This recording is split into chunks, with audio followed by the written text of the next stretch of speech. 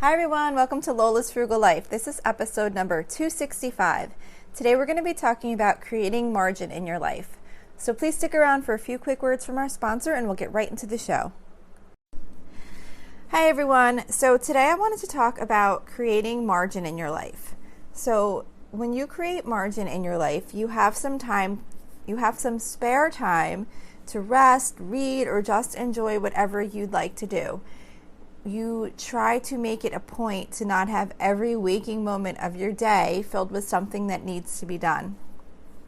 Because when you can create margin in your life, it allows you some flexibility that you can take a break when you need a break so that you're not exhausting yourself on a daily basis.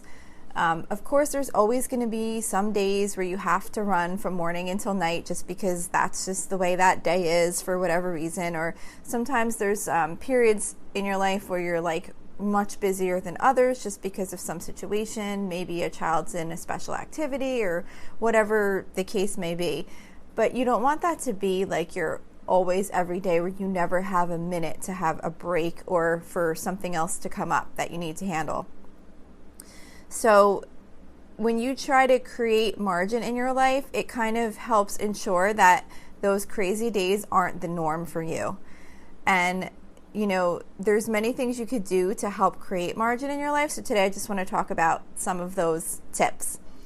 So the first thing is to create a schedule that's limited in your day.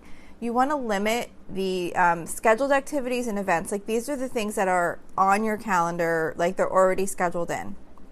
And when your calendar is too full, it makes it really difficult to have any flexibility in your day. So the first thing you might want to do is just take a look at your calendar and decide if you have too many things scheduled each week. Because when you have these things that are already concrete scheduled events or activities that happen every single week, right there you've already filled up big chunks of time that you can't possibly do any other things in. So if there's several things, say that maybe you or your kids really love to be involved in, maybe consider if you can do them on a rotating basis. Because when we're involved in too many things, they kind of lose their value also because we're kind of doing them at a rushed pace. So maybe if you can kind of limit your focus to less of those things at once, but do them on a rotating basis so that you're not going from one activity today to another activity tomorrow, or one volunteering thing, or I don't know, whatever you might have on your calendar. If you can kind of limit it and give yourself some free time when you do those things, you'll be able to enjoy them more. And then when it's time to rotate to the other task or activity or whatever it is, you can enjoy that more too because you haven't done it in a while. So maybe just try and see if you can look at your schedule and see if there's too much on it and see what you might be able to either eliminate completely or rotate or change the timing of it. You want to try and keep at least a couple of days free if possible, not meaning free like you don't have to do laundry or cook or anything like that, but just to not have something booked on your calendar. Because, maybe you might need to set up a doctor's appointment or a hair or nail appointment or whatever you might need to schedule. You want to have at least a couple of days in your calendar that are free of appointments so that when you do need to make those types of other scheduled events, you have a free day that you can say, oh, okay, well, let's use this day. But you don't want to have that schedule so blocked up that it's difficult to even make an appointment when you need to. Another tip is to try to create a realistic plan for each day. When you create your to-do list for any given day, it's a good idea to try really hard to be realistic about how much you can truly get done without working yourself too hard. Because putting more on your to-do list than you can possibly complete will keep you working through any time that you really might need to take a break or get something else done, because you're going to be looking at this list thinking I got to keep going because I have all these things to do. And it also leaves you feeling unaccomplished when you end the day with so many things still left on your list. So you want to try and have a list that's you can realistically accomplish during the day without struggling to get everything done. Of course, like I said, there are days when there's just legitimately a lot of priorities that you have to get done in a day. But just on your regular typical day, you don't want that to be the case. You need a little bit of wiggle room in your day because you know other things are going to happen and other things are going to come up. So one way to create like a realistic plan for your day is to time block your tasks. So when you time block, you basically just lay out. They have like planners with time blocks, or you could even just write out a piece of paper.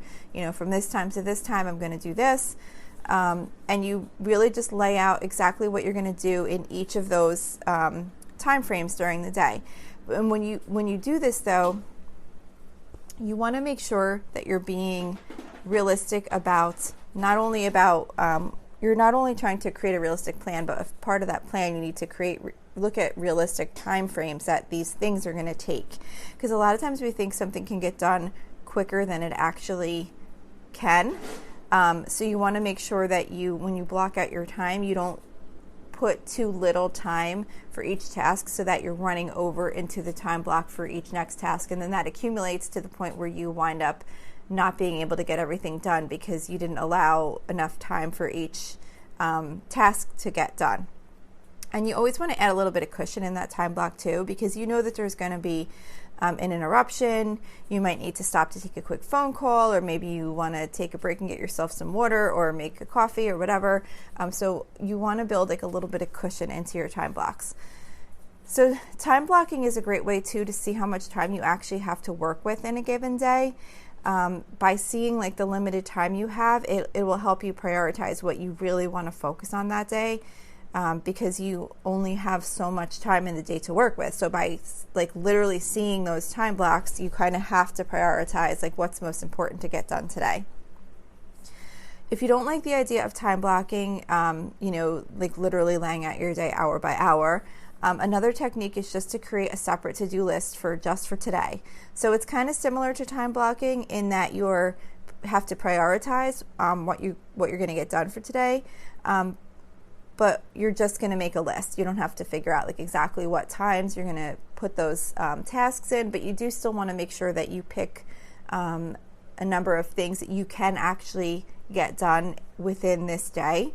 But you're going to just look at your to-do list once and decide what things you can get done today while still allowing yourself a little bit of free time, and then make a list of those items and refer only to that list during the day.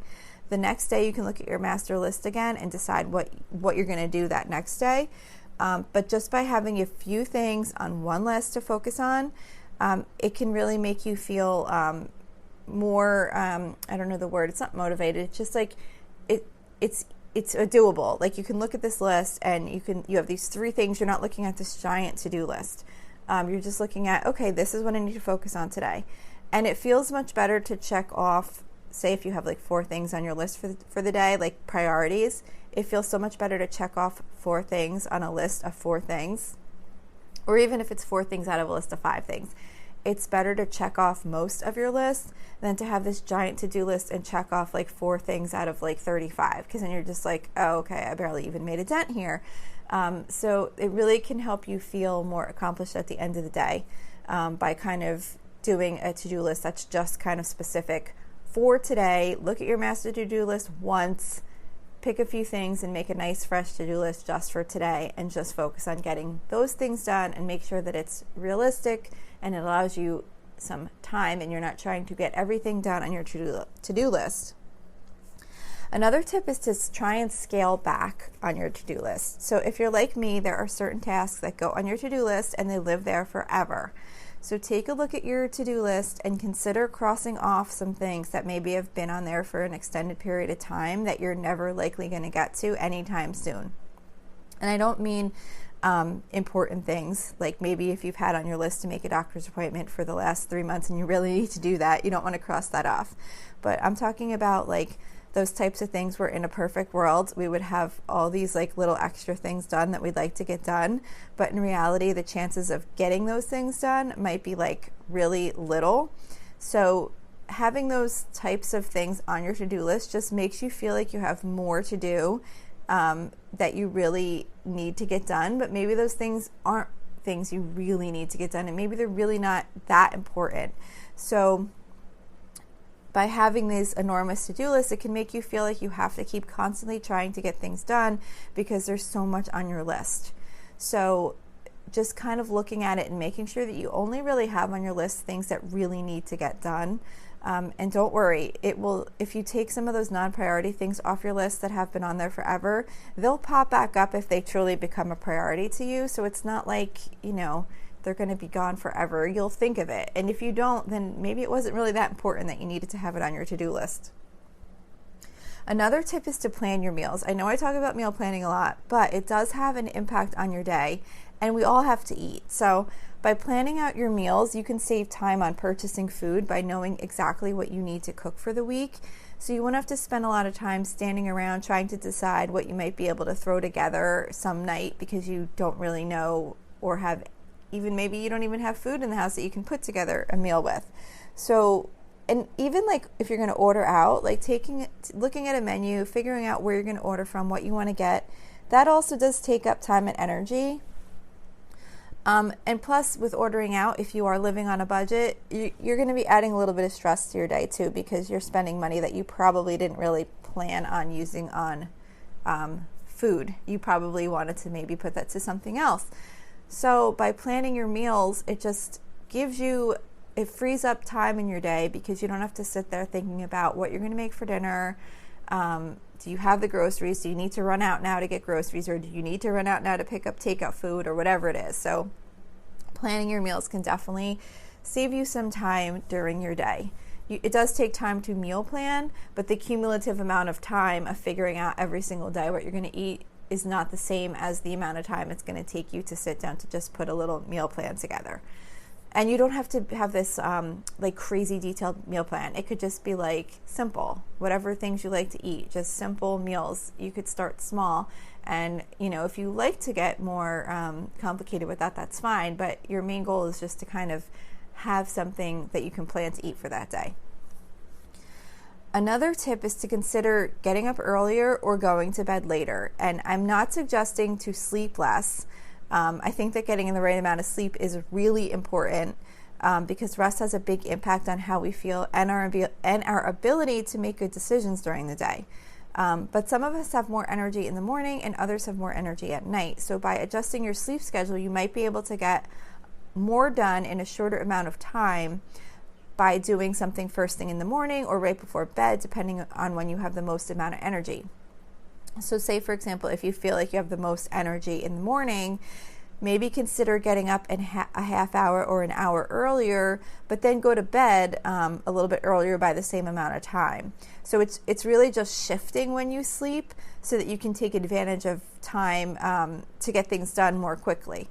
So the whole point is to build some free time into your schedule. So if this does help you get some things done quicker, take advantage of that free time. Don't try to fill it with something else. The point of all of these tips is to try and create that extra space in your day, not say, okay, I got up earlier and I was like really high energy, so I got all these things done much quicker than I thought. You don't want to then try and fill it in with more stuff. You need a little bit of free space in your day. So that's the point of doing all of these things. Another tip is to limit distractions. So we often allow tasks to take longer than they should because we allow ourselves to be distracted. Distractions could be things like checking your email, Instagram, or text messages. How many times have you picked up your phone to check a text and the next thing you know, you're like scrolling on Instagram?